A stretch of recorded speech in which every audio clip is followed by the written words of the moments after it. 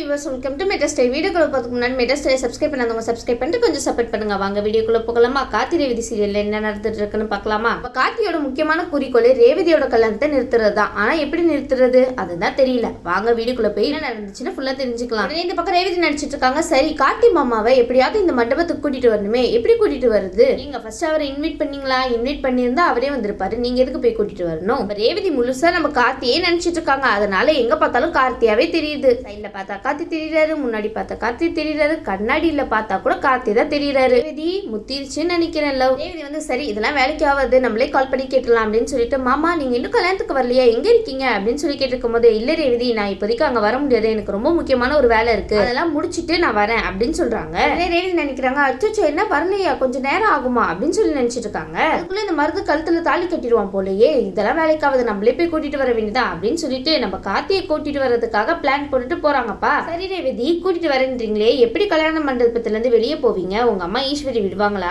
உடனே இந்த பக்கம் ரேவதி கிளம்பி போக உடனே சாமுண்டீஸ்வரி வந்துருவாங்களே, இதோ வந்துட்டாங்க. உடனே சாமுண்டீஸ்வரி கேக்குறாங்க, ரேவதி இந்த நேரத்துல நீ எங்கம்மா போற அப்படின்னு சொல்லி கேட்டுட்டு இருக்காங்க. உடனே நம்ம ரேவதி சொல்றாங்க, அம்மா நான் கார்த்தி மாமாவை கூட்டிட்டு வர போறோமா அப்படின்னு சொன்ன உடனே நம்ம ஈஸ்வரிக்கு எல்லாத்துக்கு மண்டில போட்ட மாதிரில இருந்திருக்கும். என்ன ரேவதி அவங்களே ஹார்ட் வீக்கானவங்க, அவங்க கிட்ட போய் இப்படிலாம் மாதிரி பயங்கரமான விஷயத்த சொன்னா அவங்க ஹார்ட் தாங்குமா? என்ன ரேவதி நீங்க பண்ணிட்டு இருக்கீங்க? கேட்டு நம்ம ஈஸ்வரிக்கு தான் ஷாக்கிங். ஆனா ராஜராஜன், மயில்வாகனும், ரோகிணி இவங்க 3 பேருமே சந்தோஷப்படுறாங்க. அந்த குடும்பத்திலேயே சந்தோஷப்படுறது இந்த 3 பேரா தான் இருக்கிறாங்கப்பா. ஈஸ்வரி கேக்குறாங்க, என்ன ரேவதி நீ விளையாண்டுட்டு இருக்கியா? இந்த டைம்ல போய் அவரை போய் கூட்டிட்டு வர போறேன் அப்படின்னு சொல்லிட்டு இருக்கா. அதெல்லாம் ஒண்ணு வேணாம், நீ சும்மா இரு அப்படின்னு சொல்லிட்டு இருக்காங்க நம்ம ஈஸ்வரி. ரேவதி முடிவு பண்ணிட்டாங்க, இனி யாருனாலையும் அவங்கள தடுக்க முடியாது, பாத்துக்கோங்களேன். நீங்க என்னமா நினைச்சிட்டு இருக்கீங்க? நானும் பத்திரிக்கை கொடுத்திருக்கேன், நீங்களும் கல்யாண பத்திரிக்கை கொடுத்திருக்கீங்க. அப்படி இருந்தும் இன்னும் யாரும் அங்க இருந்து வரலன்னா என்ன அர்த்தம்? அவங்க யாரும் வரலன்னு தானே அர்த்தம். அதனாலதான் இதெல்லாம் வேலைக்கு ஆகுது அப்படின்னு சொல்லிட்டு நானே நேரடியா போய் கூட்டிட்டு வர போறேன். கண்டிப்பா இந்த இடத்துக்கு மாமா வந்தே தீரணும் அப்படின்னு சொல்லிட்டு இந்த விஷயத்தையும் சொல்றாங்கப்பா. அம்மா இங்க பாருங்கம்மா, இது வரைக்கும் நானு நீங்க சொல்றதை கேட்டு தானே நடந்துட்டு இருக்கேன், சொல்லுங்க. அப்படி இருக்கும்போது நான் சொல்ற விஷயத்த நீங்க ஒரு தடவை கூட கேட்கவே மாட்டீங்களே, எல்லாத்துக்கும் பிடிவாத பிடிச்சல கேட்க வேண்டியதா இருக்கு. உடனே மயில்வாகன் வந்து ராஜராஜன் கிட்ட சொல்றாங்க, பாத்தீங்களா மாமா எப்படி நம்ம ரேவதி வந்து அத்தையவே எதிர்த்து பேசிட்டு இருக்கான்னு. மயில்வாகனோ இதுக்கு தானே எதிர்பார்த்துட்டு இருந்தீங்க, அதானே நடந்துட்டு இருக்கு. சந்தோஷப்பட வேண்டிய விஷயம் தானே.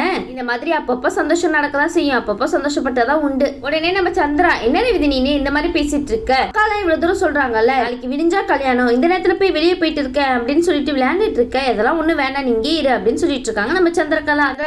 ஈஸ்வரி சொன்ன பேச்சையே நாங்க கேட்கல, நீங்க சொன்னா கேட்டுருவோமா? உடனே நம்ம ரேவதி வந்து, என்ன நீங்க 2 பேரும் மாத்தி மாத்தி வெளியே போகாத அப்படின்னு சொல்லிட்டு இருக்கீங்க, இதுக்கு முன்னாடி நான் வெளியே போனதே கிடையாது, என்ன சின்ன குழந்தையா அலைஞ்சா போயிட்டு போறேன் அப்படின்னு சொல்லிட்டு கேட்டுட்டு இருக்காங்க. கார்த்தி மாமா இங்க வந்தே தேரணும், அதுவும் நான் கூப்பிட்டா மட்டும்தான் வருவாங்க, அதனால நானே டைரக்டா போய் கூட்டிட்டு வரலான்னு இருக்கேன் அப்படின்னு சொல்லிட்டு அவங்க படகு விறுவிறுன்னு கிளம்பி போயிட்டாங்க. இப்ப ஒரு முடிவு எடுத்தீங்க பாத்தீங்களா ரேவதி, அதுதான் கரெக்டானது. பர்மிஷன் கேட்டோம் தரலையா, நம்ம பட கிளம்பி போயிட்டே இருக்க வேண்டியதான். நம்ம சந்திர சொல்றாங்க, என்ன கண்ணின்னு அவ பேசி பேசி நீ அமைதியா இருந்துட்டு இருக்க, அவ பாட்டுக்கு இங்க இருந்து போயிட்டு இருக்கா விறுவிறுன்னு, நீ என்னன்னா பாத்துட்டு சும்மால இருக்க தடுக்காம அப்படின்னு சொல்லி கேட்டுட்டு இருக்க. உடனே ஈஸ்வரி சொல்றாங்க, இங்க பாரு சந்திரா, சில விஷயத்துல விட்டு கொடுத்து போகணும், அப்பதான் அவன் நம்ம வழிக்கு வருவா, ரொம்ப பிடிச்சோன்னு வச்சுக்கோங்க, அதுக்கப்புறம் அவன் நம்மளுக்கே எதிரா மாறிடுவா, பாத்துல என்ன பேச்சு பேசிட்டு போறா, கார்த்தியை கூட்டிட்டே வந்து தருவேன்னு மட்டும் நான் அவளை வில்லன்னா அது நம்மளுக்கே வச்சுக்கிற ஆப்பாதான் இருக்கும் அப்படின்னு சொல்லிட்டு நம்ம ஈஸ்வரி வந்து புத்திசாலித்தனமா இந்த இடத்துல யோசிச்சிருக்காங்க. ஈஸ்வரி இதுல மட்டும் புத்திசாலித்தனமா நடந்துக்கிட்டா பத்தாது, எல்லாத்துலயுமே நடந்துக்கோங்களேன். நம்ம ஈஸ்வரி சரி வரட்டுமே என்னதான் நடக்குதுன்னு பாப்பா அப்படின்னு சொல்லிட்டு அவங்க படகு போயிட்டாங்க. உடனே சந்திரா வந்து அவங்க சொன்னதை கேட்டுட்டு ரொம்ப எரிச்சப்பட்டுட்டு நிக்கிறாங்கப்பா. என்ன சந்திரா இப்படி ஆயிடுச்சு,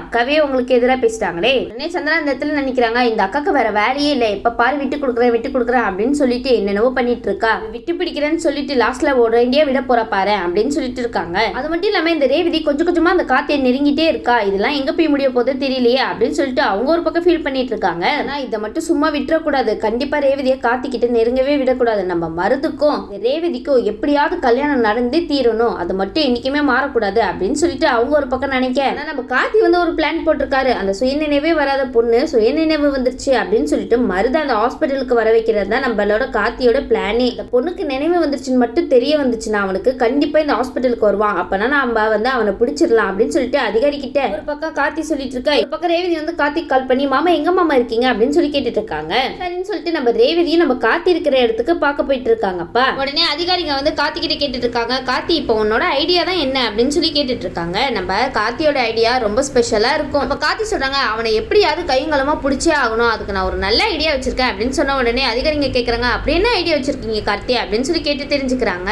இந்த பொண்ணுக்கு சுயநிலைவு வந்த மாதிரியும் அதை நம்ம மருத்துக்கு தெரியப்படுத்தணும். அப்ப அந்த மருது என்ன பண்ணுவானா, இவ கதையை முடிக்கிறதுக்காக கண்டிப்பா இந்த ஹாஸ்பிட்டலுக்கு வந்தே தீருவான். அப்போன்னு பார்த்து அவனை கையங்கலமா பிடிச்சிடலாம், இதுதான் நம்மளுடைய பிளான் அப்படின்னு சொல்லிட்டு நம்ம கார்த்தி சொல்லிட்டு இருக்காங்க அதிகாரி கிட்ட. கார்த்தி மாஸ்டர் பிளான்னா இப்படி இருக்கணும். உடனே நம்ம மருதுக்கும் வந்து அந்த பொண்ணுக்கு சுயநினைவு வந்துருச்சு அந்த மாதிரி தெரியப்படுத்துறாங்க. உடனே நம்ம மருது வந்து அதிர்ச்சி ஆயிடுறாங்க. என்னது சுயநினைவு வந்துருச்சா, போய் இந்த நேரத்துலயே வரணும் அப்படின்னு சொல்லிட்டு அவர் பாட்டுக்கு பேசிட்டு இருக்காரு. ஆமா மருது மாப்பிள்ள கரெக்டா தானே வந்திருக்கு, அப்பதானே நல்லா இருக்கும். அச்சோ அப்ப நான் மாட்டிப்பேனே அப்படின்னு சொல்லிட்டு இவ கதையை முடிச்சாகணும் அப்படின்ட்டு அவரும் ஒரு பிளான் போட்டுட்டு இருக்காரு. உடனே மருது வேகமா அங்க இருந்து கிளம்புறாங்க. ஆனா நம்ம கார்த்தி ஆல்ரெடி மயில் வாகனத்துக்கிட்ட இந்த விஷயத்த போட்டு வச்சுட்டாரு. அதனால நீங்க மருது கிளம்பும் போது எனக்கு கால் பண்ணி சொல்லுங்க அப்படின்னு சொன்ன உடனே கண்டிப்பா கார்த்தி அப்படின்னு சொல்லிட்டு மருதை ஃபாலோ பண்ணிட்டு இருக்காங்க. உடனே மயில் வாகனமும் கார்த்தி கிட்ட வந்து சகல நீ சொன்ன மாதிரியே இங்க இருந்து யாருக்கும் தெரியாம கிளம்புறான். உடனே அந்த பொண்ணோட அம்மா பயப்படுறாங்க. என்னோட பொண்ணுக்கு எதுவும் ஆயிடாதுலப்பா அப்படின்னு சொல்லி கேட்டுட்டு இருக்காங்க நம்ம கார்த்தி கிட்ட. கார்த்தி இருக்கிற வரைக்கும் யாருக்கும் எதுவும் ஆகாது. பாருங்கம்மா நீங்க எதுக்கும் கவலைப்படாதீங்க, அவனை கையும் களமா பிடிச்சே ஆகணும். உங்க பொண்ணோட நிலைமைக்கு அவன் தானே காரணம், அதனால அவனை சும்மா விட மாட்டோம் அப்படின்னு சொல்லிட்டு கார்த்தி நம்பிக்கை கொடுத்துட்டு இருக்காங்க அந்த அம்மாக்கு. மருது வராரோ இல்லையோ நம்ம ரேவதி உங்களை பார்க்க வந்துட்டு இருக்காங்க கார்த்தி சரின்னு சொல்லிட்டு அந்த பொண்ணு இருக்கிற மாதிரி வேற ரூம்ல செட்டப் பண்ணிட்டு அந்த பொண்ணை வேற இடத்துக்கு கிளப்பிடுறாங்கப்பா. ரேவதி அந்த இடத்துக்கு போயிட்டாங்க. உடனே ரேவதி கேக்குறாங்க மாமா இங்க என்ன மாமா பண்ணிட்டு இருக்கீங்க, என்னாச்சு அப்படின்னு சொல்லி கேட்டு இருக்காங்க.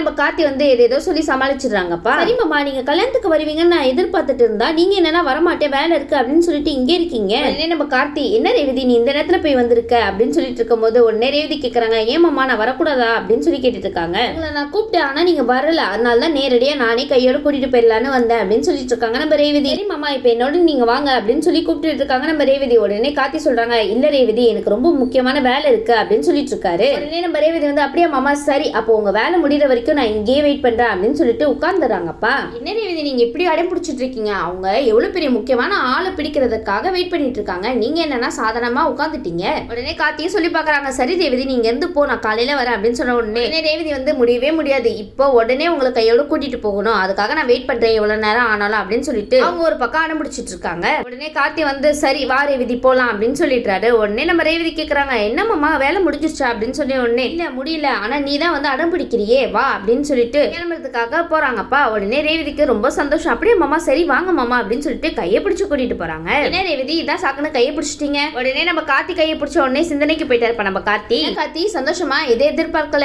நீங்க. உடனே நம்ம கார்த்தி வந்து கையை பிடிச்ச உடனே வராம நிக்கிறாங்க. உடனே ரேவதி கேக்குறாங்க என்ன மாமா வாங்க மாமா அப்படின்னு சொன்ன உடனே மறுபடியும் கையவே பாக்குறாங்க. மாமா கையை பிடிச்சு நிக்கிறேன்னு பாக்குறீங்களா, வாங்க மாமா என்னோட மாமாவோட கையை தானே பிடிக்கிறேன் அப்படின்னு சொல்லிட்டு கூட்டிட்டு போயிட்டு இருக்காங்க. கார்த்தியும் சிரிச்சுட்டே கிளம்பி பின்னாடியே போறாருப்பா. கொஞ்ச நேரத்துல நம்ம கார்த்தி மூஞ்சில சந்தோஷத்தை பார்க்கணுமே அளவு கடந்து சந்தோஷப்பட்டுட்டாருப்பா. ரெண்டு பேரும் ஜோடி போட்டுட்டு மண்டபத்துக்கு வராங்கப்பா. சீனை நம்ம மயில் வாகனம் பார்த்துட்டு இருக்காரு. எங்க அந்த சந்திரகலாவும் ஈஸ்வரியும் முக்கியமா பார்க்க வேண்டிய ஆளே அவங்க தானே இந்த சீனை. உடனே மயில் வாகனம் வந்து ரொம்ப சந்தோஷப்பட்டு மாமா அங்க பாத்தீங்களா ரெண்டு பேரும் ஜோடி போட்டு எப்படி வராங்கன்னு என் கண்ணே பற்றும் போலியே அப்படின்னு சொல்றாரு. உடனே இதை பார்த்துட்டு ராஜராஜன் வந்து ரொம்ப சந்தோஷப்படுறாங்க. ஆமா ரேவதி மனசு ஃபுல்லா நம்ம கார்த்தி தானே இருக்காரு, அதனாலதான் அவ வந்து கார்த்தி இல்லாம எதுவுமே நடக்க கூடாது அப்படின்னு சொல்லிட்டு அவரே கூட்டிட்டு வந்துட்டா போல அப்படின்னு சொல்லி பேசிட்டு இருக்காங்க. ரேவதி வந்து ஒரு முடிவுல தான் இருக்கா, கார்த்தியை தான் கல்யாணம் பண்ணிக்கணும் அப்படின்னு சொல்லிட்டு, அதனாலதான் அவளே போய் நேரம் கார்த்தியை போய் கூட்டிட்டு வந்திருக்கா அப்படின்னு சொல்லிட்டு ரெண்டு பேரும் பேசிட்டு இருக்காங்கப்பா. உடனே ரேவதியும் கார்த்தியும் ஒன்னா வரதை பார்த்துட்டு இந்த ஈஸ்வரியும் சந்திரகலாவும் பார்த்துட்டாங்கப்பா. வயிறு எரிஞ்சு போய் நிக்கிறாங்க போல. ஆவும் உங்க நிலைமை யாருக்கும் வரக்கூடாது ஈஸ்வரி சந்திரா. உடனே சந்திரா சொல்றாங்க பாருக்கா உன் பொண்ணு என்ன பண்ணி வச்சிருக்கான்னு, எல்லாம் நீ கொடுக்குற இடம் தான், நீ மட்டும் அவளை அப்பவே போக வேணாம் அப்படின்னு சொல்லி தடுத்திருந்தா அவ இந்த மாதிரிலாம் பண்ணிட்டு இருப்பாளா சொல்லு அப்படின்னு சொல்லிட்டு அவங்க ஒரு பக்கம் எரிச்சலா பேசிட்டு இருக்காங்க. என்ன சந்திரா உள்ளுக்குள்ள பயமா இந்த கல்யாணத்தை நிறுத்திடுவாருன்னு, எப்படியும் இந்த கல்யாணம் நிக்க தான் போகுது, இப்பயே மனசை நல்லா திரகாத்திரமா வச்சுக்கோங்களேன். ஈஸ்வரி சொல்றாங்க நீ கொஞ்சம் அமைதியா இரு சந்திரா, இந்த மாதிரிலாம் பேசிட்டு இருந்தேன்னு வச்சுக்கேன் அவளே நம்மளுக்கு எதிராக மாறிட போறா அப்படின்னு சொல்லிட்டு அவங்க ஒரு பக்கம் பயந்துட்டு இருக்காங்க. இந்த பயம் கொஞ்சம் இருந்தாலே பரவாயில்ல ஈஸ்வரி.